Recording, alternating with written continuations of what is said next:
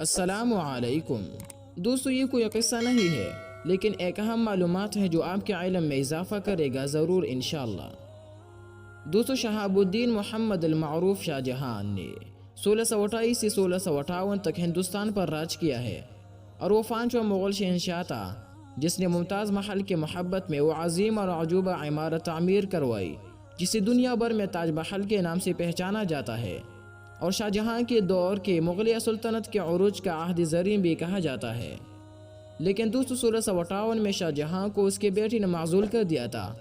اسی طرح شاہ جہاں فن تعمیر میں دلچسپی رکھتا تھا اور اس کے عہد میں کئی خوبصورت اور یادگار عمارتیں تعمیر کی گئی تھی جو آج بھی سیاحوں کی توجہ کا مرکز ہے، اور تاج محل ان میں سے ایک بھی ہے۔ اسی طرح اسی مغل شہنشاہ شاہ جہان نے تخت نشینی کے بعد اپنے لیے ایک نہایت قیمتی تخت تیار کرایا تھا جسے تخت طاؤس کا نام دیا گیا۔ اس تخت کا طول 13 جبکہ عرض 2.5 گز اور اونچائی 5 گز رکھی گئی تھی، اور تخت کی 6 پائے تھے جو خالص سونے سے تیار کی گئی تھی۔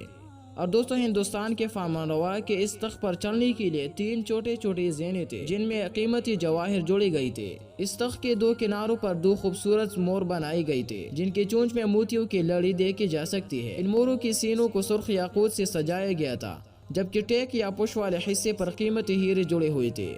اور دوستو، جب نادر شاہ نے دلی پر حملہ کیا تو ہر طرف بڑی تباہی اور بربادی ہوئی اور عمارتوں کو نقصان پہنچا۔ یہی نہیں بلکہ ان میں موجود قیمتی ساز و سامان اور ہر قسم کی دولت لوٹ لی گئی جس میں تخت طاؤس بھی شامل تھا۔ اور دوستو، تاریخ بتاتی ہے کہ اس حملے کے بعد نادر شاہ یہ تخت بھی اپنے ساتھ ایران لے گیا تھا۔